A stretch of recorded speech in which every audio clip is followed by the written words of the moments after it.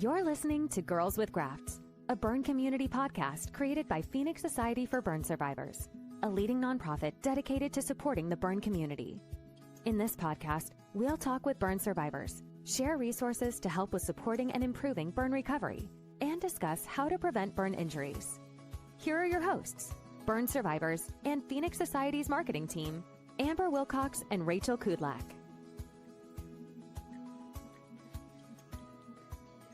Hello, everyone, and welcome back to Girls with Grafts. I am Rachel Kudlak. I'm one of the hosts of the podcast, and I'm joined by my lovely co-host, Amber Wilcox. Hello. How are you today? You're cold. Yes, I'm very cold. And frozen. Yes, we're not supposed to get this cold, but here we are. I'm already counting the days until summer. Summer's back. So here's the thing. I'm here in Florida. I have this complex, right? Because I love it when it's not so hot that you can't breathe. Mm-hmm. And I really do like the cold. At night, I like being able to snuggle under a blanket and feel like it's justified. But yeah. I will say I am also looking forward to it just being a little bit warmer. I feel like it's too cold this year here in Florida. And I'm I live here so that I don't feel like I can't feel my fingers. So I'm ready I'm also ready for a change, but I just need the sun to be up longer. That's the biggest thing for me. Seasonal depression. Yes. That's right. I used to live in Rhode Island and seasonal depression was 100% a thing. And that's why I stayed here in Florida. I never left because let me tell you, you feel sad when the skies are gray all the time. I think I've talked about this with Jen Harris about how you experience it. I know Jen's in Boston. And so the last time we talked about how it was like that, I'm no, when you're in Florida, usually it's sunny every day, even when it's cold. So yeah, it's been very gloomy. And how up north it used to be when the sun was hidden behind the clouds. Mm-hmm. I'm ready for just a little bit of sunshine. So I'm with you. Anyway, we do have a really awesome guest. I still can't believe we're on season 6. It was yesterday that we finished season 1. And before we get started, as always, we love to give a special shout out to podcast sponsors who continue to allow this show to keep running. So you want to give us a little shout out here? Yes, so today's podcast is powered by Jensen Hughes. Since 1939, Jensen Hughes has been a global leader in fire protection engineering and safety solutions. Jensen Hughes combines expert knowledge, innovative strategies, and groundbreaking research to help clients protect lives, property, and reputations, making the world a safer, more resilient place. So we're so appreciative of their sponsorship and their support of Phoenix Society. Yes, we appreciate you very much. Now, we have another wonderful story for you today. And so excited. I know we just talked in the last episode about survivor stories and how impactful that they are for our community. So why don't you introduce our special survivor today? Yes, so today we are welcoming on Crystal Raye, who is a passionate advocate for the burn and visible difference communities, dedicated to empowering burn survivors and promoting resilience through her personal journey. As a self-inflicted flammable liquid burn survivor, she has transformed her pain into purpose, using her experiences to uplift others facing similar challenges.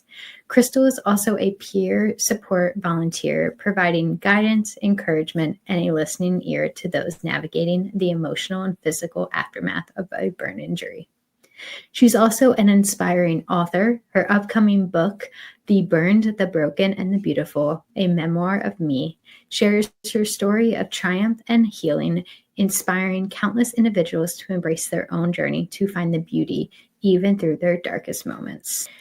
With her authentic voice and unwavering commitment, Crystal Raye is a beacon of hope and a welcome face to those struggling to navigate their many challenges after tragedy. So welcome on, Crystal. Thanks so much for joining us today. Thank you for having me, girls. Well, Crytstal, I know to start, usually we ask any survivor that joins our show to tell us a little bit more. We've told the the audience your story just a little bit, but we love to hear it in your own words. And I think it's really important and empowering to do that. So if you don't mind just giving us a brief summary or information about your story so that our listeners can understand a little bit more. Absolutely.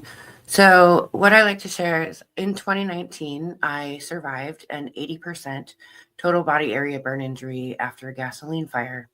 It was a self-inflicted gasoline fire, and it was after a drug relapse and a mental health crisis. And so there were a lot of contributing factors to that day. It happened in remote Alaska, and we didn't have any running water, and we were outside cell service. I was given 5% chance to survive my injuries. The day of my fire, I was life flighted from Alaska to Seattle at Harborview, and I spent 5.5 months there in the burn unit.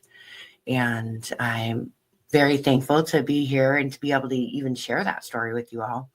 The Phoenix Society and Harborview and just the burn community has really been instrumental in helping me recover from this injury and just kind of navigate life after such a traumatic event. Yeah. And thank you so much for, opening up and sharing that with us.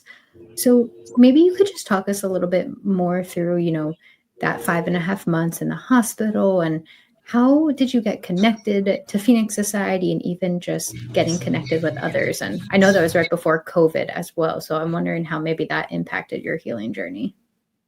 So to be honest, I was offered a peer support visit in the hospital, and I believe that I turned it down. And now that I am a trained peer supporter, I've realized that happens more often than not. But I realized too, I was just not at the capacity to see somebody else as injured as I was. I had a really hard time accepting my injury. The 5.5 months that I was at Harborview, I was treated by Dr. Pham and Dr. Stewart. And I know Dr. Pham's been on the podcast, and that team was so meticulous and so just caring, and just, I can't even say enough about the burn care professionals are a whole different breed of people. And they just really helped me to understand that my appearance was going to get better, that this was not going to be the end all be all of what I look like or how life was going to be. But I really struggled with that acceptance of that I really struggled for 3 good years after my fire.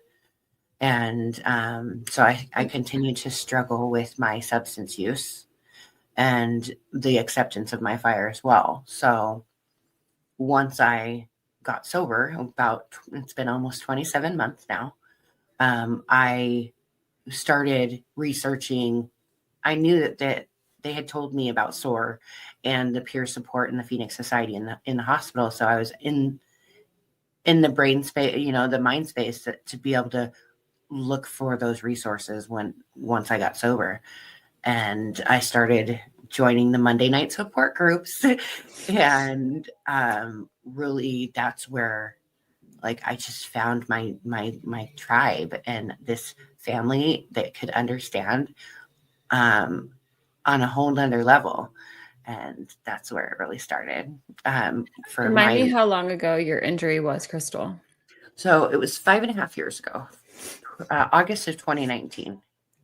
Okay. So you've had a lot of, I think, ups and downs, it sounds like, in your journey, but seems like you've really transformed into something that you're passionate about and currently doing. Can you tell me a little bit about how you're navigating life today, right? So you've had your injury, now you're a source of supporter. What keeps you motivated today?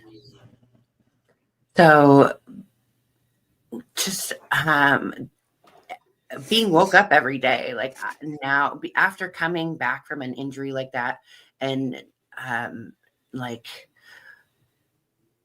being so touch and go and really not knowing if I was going to see another day when I open my eyes in the morning, like I really love on myself, and I thank the Lord for another day. So that just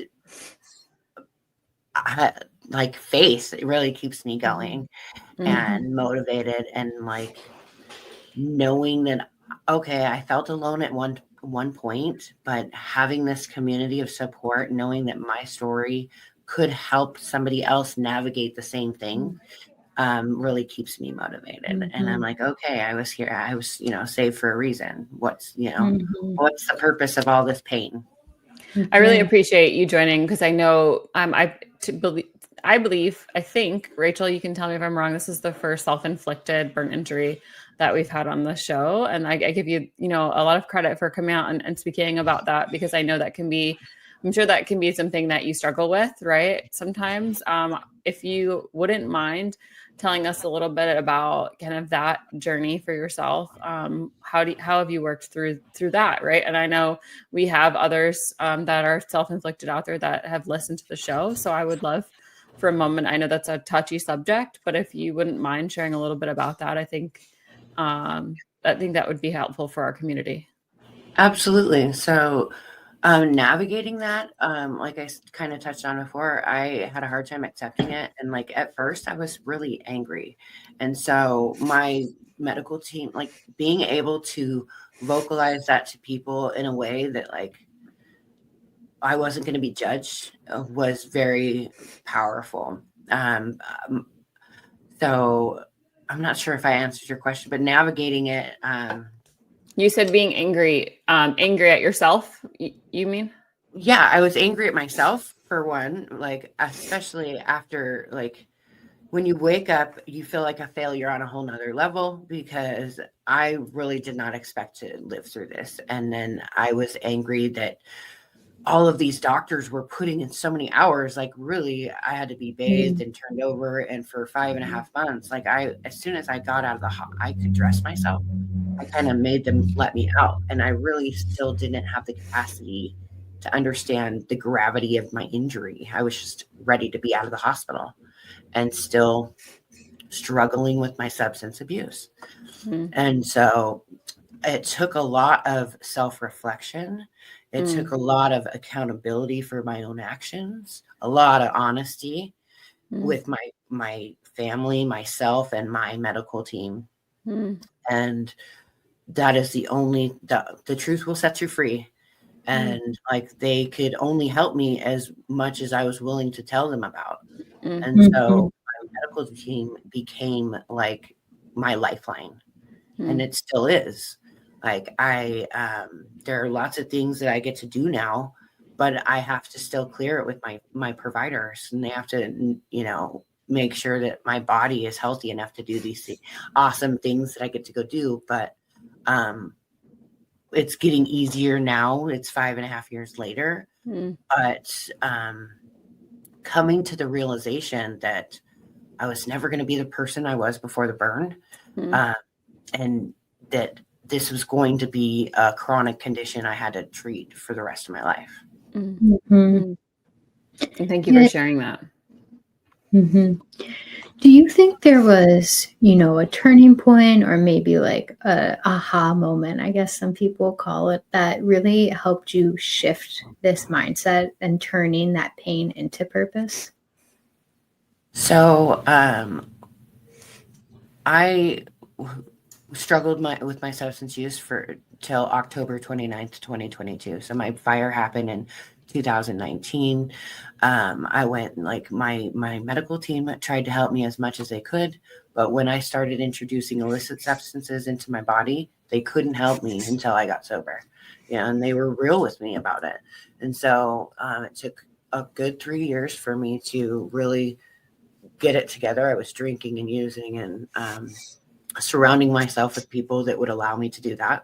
So I chose to I had a lifelong friend who I now live with, and he's my boyfriend now, but I would call him in all of these chaotic moments and crying out, and like, he finally told me, I cannot help you from there. And you calling me and me not being able to do anything for you is not helping. Like that, the environment you're in is not healthy for you. So if I sent you a ticket, would you get on the plane? And I I thought about it for a week or so, and finally agreed to leave and like leave all my bad habits in Alaska. And so on October 29th, 2022, I got on a plane, left all my bad habits there, and manifested a new life on the other side of my addiction. Came to Oklahoma, now is where I live, and cold turkey in this apartment, and really got connected with my medical team who I now have here, and talked to them, and they just helped me through. Like they got me hooked up with behavioral health, and I started going to therapy. They got me hooked up with like some online resources for alcohol and substance use. And I just was real with them. And they, now I have to go get blood work and like UAs and stuff like every 3 months just to keep on top of things. But now because I have that rapport with my doctors here, they know like if I have an issue, I'm not crying wolf, or it's really for real. And so I just have a good rapport with my medical team now. That's amazing. And I like that I don't like it, but you quit cold turkey. That's very hard, to my understanding. And like you made the decision, and I love that you just stuck with it. And so I give you credit for that, because I'm sure that was a difficult thing. I know we hear about substance abuse quite a bit, right? Especially with burn injuries. And again, it's another topic I don't think we spend a lot of time talking about, but it is something that sometimes can be turned to, right? Especially when you're dealing with something really difficult like a burn injury, and coping, right? Like positive coping strategies versus like coping strategies that may not be as helpful for our health.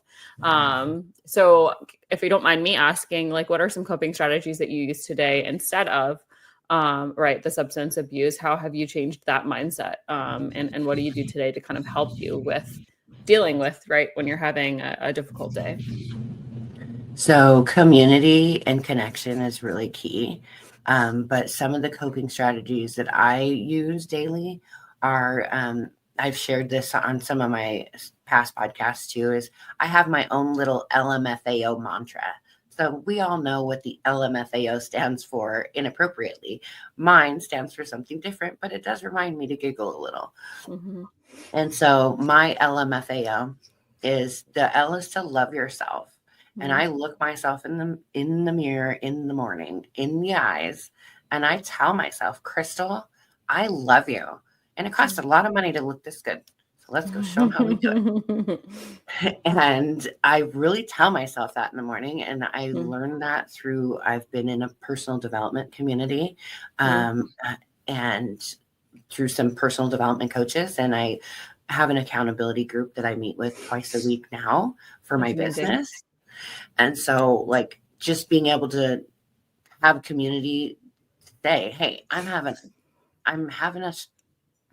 a bad day. Can I just talk to you about it? Or like, can we brainstorm about it? Has been like just next level for me. I don't even know. But so the L is to love yourself, and the M is to make your bed. And this was really integral for me too, because like I shared, there was a moment that I didn't think I was going to be able to get out of the bed. And there was a moment that I didn't have a bed. Like I struggled with homelessness and my substance use as well. And so now that I have a bed, I take that time to be thankful that I have a bed to make, that I can walk around the bed and make it now. And so it's really a big integral piece of my day is to make your bed. So the M is to make your bed. And initially, for when I first came up with this, it was to remind me to massage my scars. The M was to massage my scars. And so the F is to have faith that the universe is working in your favor and not against you. That's really hard sometimes to think that there's a purpose through what you're struggling through, but just having faith is even the size of a mustard seed, that the universe is working in your favor and not against you. And the A is to acknowledge accomplishments, acknowledge those wins. Did you, meet with the universe and just, say, I have faith that you have a higher plan for this. Did you make your bed? Did you love on yourself? Acknowledge those wins. And then the O is oxygen. Breathe. Take an oxygen break. Take a few moments to breathe. And you'd be amazed at how much even just 3 big, large breaths will help you calm your nervous system. And I think one of the most memorable parts of this podcast for me is I think you guys taught us about box breathing on one of the podcasts, or maybe it was the Monday night groups, but I learned box breathing from you guys. And just that little box breathing,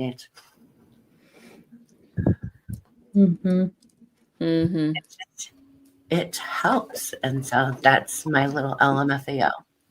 I love that. I think you touch on a lot of great points in there, right? I think accountability is and acknowledgement is really important, because we talk about this a lot on the podcast of acknowledging the small wins, right? And I'm sure I think even that probably also applies to your work and staying sober, right? I think if I'm wrong, quote me if I'm wrong here, but especially with sobriety, small milestones, right? Not just trying to achieve like a lifelong, right, sense of sober, and quote me here if I'm wrong, but I know it's also the small. You mentioned 27 months, right? That's a long time. And so I give you credit for that, but I'm sure it just didn't happen, right? You're celebrating like the days, the hours, the months.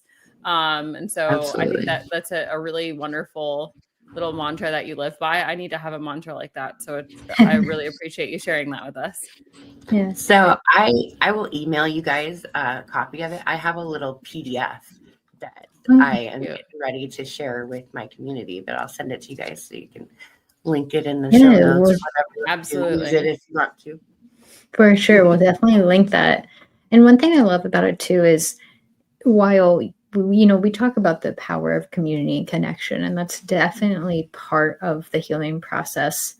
But I really love that your mantra really are actionable items that you take, because at the end of the day, yes, we can lean on community, we get support from others, but there is that accountability and there are steps that you have to take on your own. Yes, well, our community will rally behind you and support you however you need. But, if it doesn't start with you, your own internal self, like how are others supposed to help you? I need the M first specifically. I never make my bed, and let me let you in a little secret, which is terrible. I know. And if my mom, my parents are listening, they wouldn't be happy with me. Specifically my mother-in-law, she's always like, make your bed. But yeah, I'm not a bed maker, but I love that. You make your bed? Oh yeah, every day. No, I'll make it right before I get back into bed, because I need it to be made to get into No, you don't. I do. You don't make it before you get into bed. So you let it be dirty all day and then you make it. No, not normally, but some days. But you're supposed to let it air out before you make it. So they say. So I saw. I don't know who they are, video. But They. They said, according to Rachel, I'm gonna have to look that up. Let me tell you, yeah, I don't. And let me tell you, I should, right? Because I love what you're saying, Crystal, of like, there's that acknowledgement of like, I made it here today. I can acknowledge that not only did I get out of bed, right? Because that's a big one, especially when it comes to, mental health, right? I got out of bed today and I accomplished something. And if I accomplished nothing else today, I accomplished making my bed. So that's exactly right. But I can tell you, I would say maybe once a year that bed is made. And it could be because my husband sometimes will sleep later than me, but no, it don't get made. I'm going to blame it on Tyler. Just don't tell him. Hopefully he doesn't listen to this episode. Okay. Well, with that said, I hear from Rachel that you're writing a book. So why don't you tell us a little bit about why you wanted to write the book and what you hope to, others reading it will get away from it. So I wanted to write a book because since I was like in the ICU, even the nurses were like, you need to write a book about this. Like, because I would tell them all these stories when I was in the hospital. So some of the nurses would encourage me to write. Like they're like, when you get out of here, you need to write about this. And then I would tell other doctors and other people just that I interacted with. A lot of people are like, are you writing a book about this? I'm like, okay, I'll write a book about it. So then I really sat down to like try to figure out how to write a book. Writing's been a passion of mine since I was a child. And so it's a lot different writing a whole book rather than an essay or even a poem. So it's proving to be a little bit more difficult than I thought, but it's really fun. I hope that the readers just get to know me and the struggles that I have really dealt with, and that what you see today is now the culmination of a whole lot of hard work. But I was broken. I felt broken for a lot of years. And so we go over that in the book. And then my fire, we go over that in the book. And then the darkest moments can lead to your most beautiful days. And that's the overall goal, is to inspire others to, take the next right step and dream big and chase those dreams, no matter what people say. If you believe in yourself, anything is possible. Mm-hmm. I love that. And, kind of going back to what you said at the beginning too, and, now being a trained peer supporter, how when you're first in the hospital, you don't maybe want to see other people. You don't want to talk about it. You're not ready for that. And that's why I love when, I get to even read survivor stories now. And, I think about the podcast too, like books and sharing our stories are so important, especially for folks who maybe aren't ready to open up about theirs, but want to hear about others. So I can't wait to, learn more and read your book. How has it been? Like, what have you kind of taken away from writing your book? We hear from survivors too, I do want to write a book. I want to share my story, but they don't know where to start or don't know why they should do it. So how has that been like on your own healing journey? It's been very instrumental in my healing, like to gain the power of your own narrative. Mm-hmm. And I have gotten some backlash, and being able to navigate that and being able to okay, that may be your opinion or your perspective or your experience in the whole situation, but this is my experience, and I'm writing about my experience, and just it's given me the power to just tell people that, okay, you may not agree with whatever I'm writing or whatever I'm saying, but this is what my experience was in it. And until you can tell me that you were right there in the tank room when they were scrubbing you, just sit back and enjoy the story and actually let me speak about it. And mm-hmm. It's been really healing for me and my family, because it was my event, 132 people a day take their life by suicide in the US.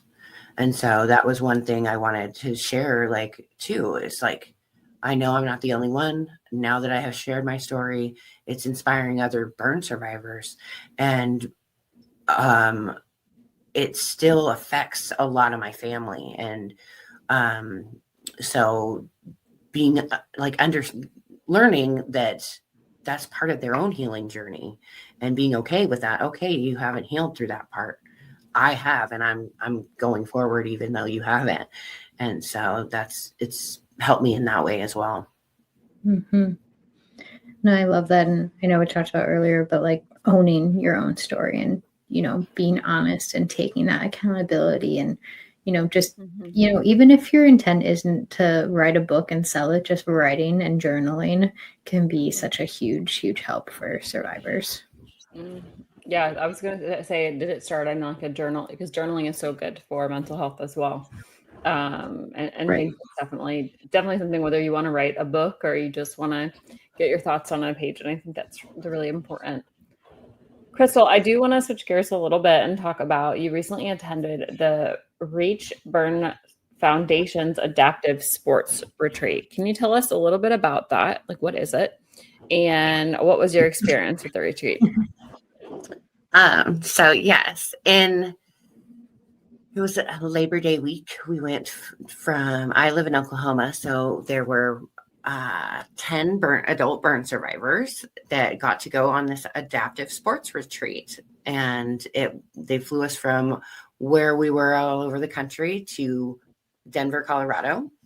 And we spent a day in Denver getting acclimated to the altitude, because most of us are from like the South and like just not at that altitude. So, and then they took us to Breckenridge, which they drove us from Denver to Breckenridge to this lodge. And we spent 4 days doing rock climbing and paddle boarding. We had roasted marshmallows around the fire, and we went on this ropes course 150 feet in the air or something, like in harnesses. But we had like they had a whole adaptive sports like instructors there to help us. And the Reach Burn Foundation is a bunch of surgeons and nurses and other burn survivors and burn nurses. So I had the opportunity to be one of the participants at the Reach Burn Foundation's fall retreat. And it was life-changing. It was the first time I had ever seen other burn survivors outside the hospital setting in person. And I made some really lifelong friendships at that 4 days. We still interact, a lot of us. We got to share. I just learned so much about myself and other people and just gained so much confidence. It was amazing. And so there's, if you check out the Reach Burn Foundation, I'm sorry, I'm drawing a blank on that. I think it's reachburnfoundation.org. But we'll make sure we have it linked in our notes too for folks. They have other adaptive sports retreats, and they, I believe, are doing a fall and a winter. And they invited me to be the peer support volunteer for the winter retreat. So in a month, I get to go snowboarding in Breckenridge, Colorado with the Reach Burn team and 10 other burn survivors. That sounds wonderful. Yeah, it's pretty exciting. I have it like, so you telling me it snowed, I'm like, ooh, we didn't get snow in Oklahoma. I think it snowed all around us, but we didn't get any snow. I was thinking that when we started, because I was complaining about being cold, and then you were like, I'm from Alaska. And I was like, oh, whoa, my cold is nothing. This is nothing a summer day for you. But it's totally different when you're not used to it. And I'm not used to it anymore. And so I feel for you, girl. Yeah. And tell me, Alaska there's like a period of time where it's always light out, right? And then there's a period of time where it's always dark out, right? Yeah. So it's where I'm from. It wasn't completely dark all the time in the wintertime, but for a good portion of it, like, that's a lot. The sun's not coming up until 10 o'clock and it's going to be pitch black dark by 4. So you have 6 hours of daylight is still not very much. Mm-hmm. And especially when you have to get used to going to work in the dark and you have to come home in the dark, or go to school in the dark and come home in the dark. It takes a toll on you. And when you guys are talking about seasonal depression, I was like, how ironic. I had no idea that this was going to come up in this podcast. And here we are. Like, that is the ultimate seasonal depression, I would say. Is just, I had a friend that I worked with at one point, and she lived in Alaska, and it blew my mind that there was periods of like full daylight all the time as well. And that must weigh on you. Like, I can't sleep if there's like a lick of light coming into my bedroom. So Alaska and I would not get along very well. So no, so the land of the midnight sun. And when we moved there from LA to Alaska after my dad passed away, and we were little kids, and we're like, my mom's like, it's time for you to go to bed. And it was summertime, and so it was still light out, and we're like, Mom, what are you talking about? And she put dark curtains on our windows because we would not go to bed. Yeah, there must be a lot of investment in dark curtains in Alaska, because let me tell you, I was like, no, I really couldn't comprehend. I'm like, I can't imagine like trying to go to bed when it's light out. So, well, the Reach Burn Foundation sounds amazing. So we will definitely link that in the show notes. But we also understand that you've been in the burn prevention committee through the ABA. Is that correct? All That's right. correct. Well, let's hear a little bit about that as well. So last year, I learned about the ABA having a burn, like a burn survivor member like price for their professional network. I was like, okay, well, what's this about? And so when you sign up, it's like $160 for the professional network access or whatever for a burn survivor. And I'm like, okay. Well, when you sign up, they're like, if you were to be like, we have committees, and if you were to be put on a committee, which committee would you like? I'm like, I did not think that they were going to put me on a committee, and I chose burn prevention, and they put me on the committee. And so over the last year, I've gotten to work within the ABA on this small committee for burn prevention. And they asked me to create a video for candle safety for Burn Prevention Week. And so please watch out for that during Burn Prevention Week. I'm super excited for that. It's just been really, I've learned a lot being part of this committee about burn camps and just kind of the behind the scenes of the burn community. And it's a volunteer position, but it's been really fun and a big learning experience. But I'm super excited for the video to come out. I love that. Yeah, you have been so involved in so many different, whether it's going to Colorado or, the ABA, but is that, does that help with your healing journey, just getting, more involved and helping, whether it's about prevention measures or just having some fun with friends on the slopes? Like, how has just been getting involved, helped your healing? It's definitely given me like friendships that I never ever have experienced before, like deeper friendships and like just being involved in the whole community. Like it all started with the Phoenix Society and the Monday night groups. So and the Harbor View sending me some pamphlets too, but like it has really helped my healing journey just to be a part of a community that can understand that grafts don't stretch, they don't sweat, like especially over 80% of your body, like that they understand that I might have some temperature regulation issues, and just to be able to advocate for myself, like I'm getting too hot, I'm too cold, and them to know that I don't have to say any more than that. But when you're around people that aren't burned or haven't experienced an injury of that gravity, they're like, what's your problem? I'm like, you don't understand. My skin doesn't work like yours. And then you're trying to not have your medical event while you're trying to explain to them you're having one. Yep, the temperature regulation is definitely something I struggle. I mean, really all burn survivors struggle with, and it is so funny. It's like I'm hot and I'm not trying, like, I'm not having a hot flash. I'm not going through menopause yet, but that's sure what it feels like right now. Yeah, there are some days where I'm like, is it hot in here? Or is it me? And my husband's like, it's you. Well, you're a self-proclaimed advocate for our community, and specifically visible difference. I know Rachel read that in your bio as well.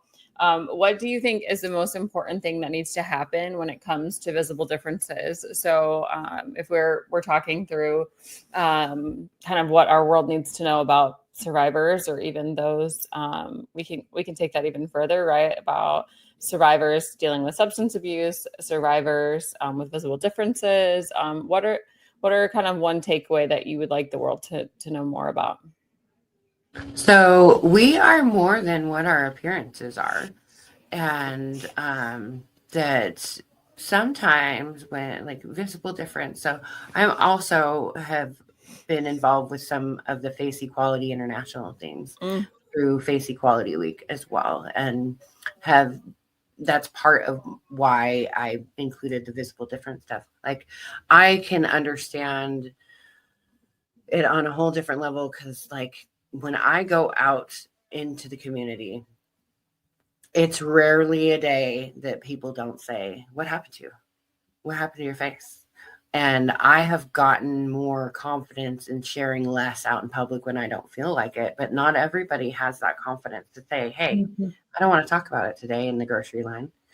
And so I'm not sure if I answered your question, but that's You did. just, yeah.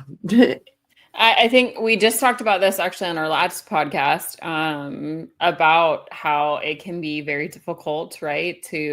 Especially if you have facial scars, to maybe deal with, right, questions when they come up. And it's hard. We talked about hard to not stay on the defense, right? To assume that sometimes I should say, we assume that folks that approach us always have ill intentions, right? And that's not always the case, right? A lot of the times we're curious, right? So I'm sure some of the questions you've gotten are because folks are genuinely curious, but there are some that are just, we'll use the term ignorant, right? And so I'm sure that's a difficult thing for you, as there are some days, even when the questions are innocent, right, that they can be difficult to handle, right? I don't always want to talk to you. I've gotten questions when I was pregnant, like, oh, you're pregnant. Like, when are you due? All these questions. I don't want to answer. You're a stranger. It's none of your business whether I'm pregnant or not. Right. And it's the same with like scars, right? Like, you shouldn't have to divulge information about your medical history if you don't want to. But I'm sure on that any given day, some days you feel like sharing and some days you don't. What are some of the responses that you give, right, on those days where maybe you're feeling, regardless of how nice they can be, how do you handle those? So this is a great question. So some days when I'm like feeling low vibe and I really just don't want to answer questions, I tell people I was in a bad fire or I was in a bad gasoline fire.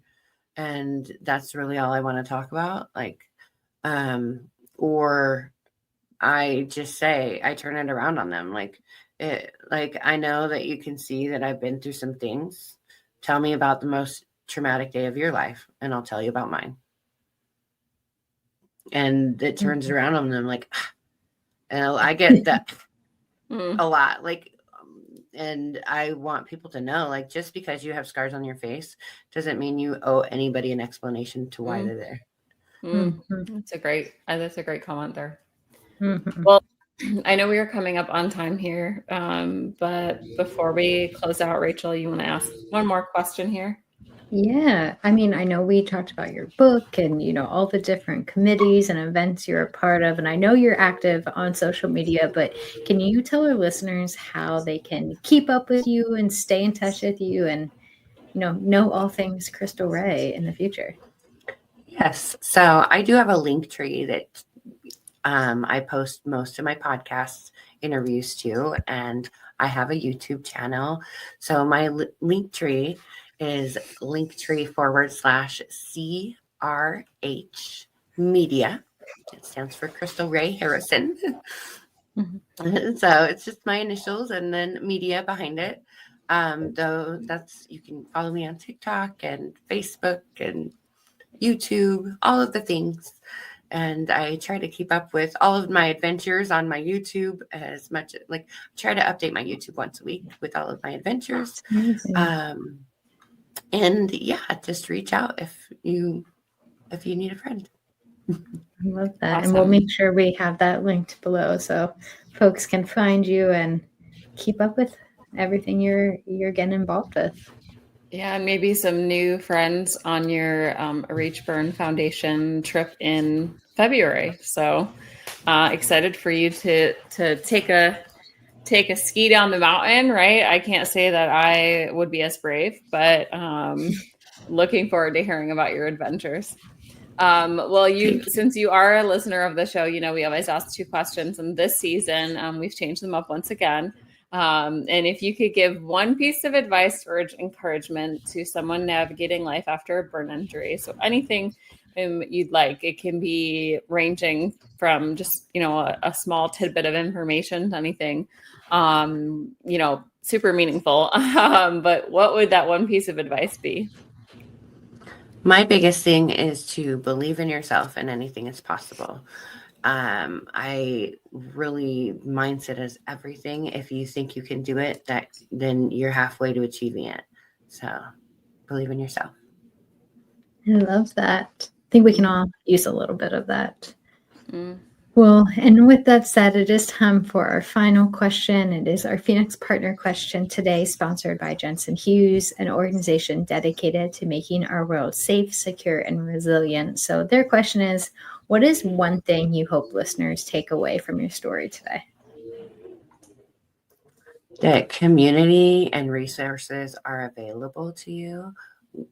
I know it may be scary at first, that you may feel like nobody has a story like yours, maybe not. But we still are here to help support you. The Phoenix Society, the American Burn Association, there's lots of online free resources. Please reach out. And I think that's it. Crystal, if you don't mind me asking, in terms of substance abuse, other resources that you can share with Rachel and I to put in our show notes as well, to be able to help those that may be also struggling with substance abuse to seek help, just as you did. So the biggest thing is reach out to a local 12-step program if you don't know what that is. I know that there's like there's meetings all over in most cities. They have like 90-day challenges for go to a meeting every day. But I was apprehensive to do that because of my own health conditions. So I know that there's a 24-hour NA meeting online, 24-hour AA meeting online. So a simple Google search can find that. Also 988 is if you're struggling with a situation, 988 there's trained peer supporters on the other end of that line to help you. And they're not automatically going to call the police, but they're trained to get you connected with some mental health resources, maybe housing resources, some resources to help you in the future navigate your darkest moments. So 988 is a great resource. Awesome. Well, we thank you for sharing your story. It means so much to us, and I know our community, to hear a story that is relatable, right? We have a lot of our community that can definitely, I think, resonate with your story today. So we really appreciate it. Thank you for having me. Yes, thank you so much. All right. We'll talk to you soon. Bye, everyone.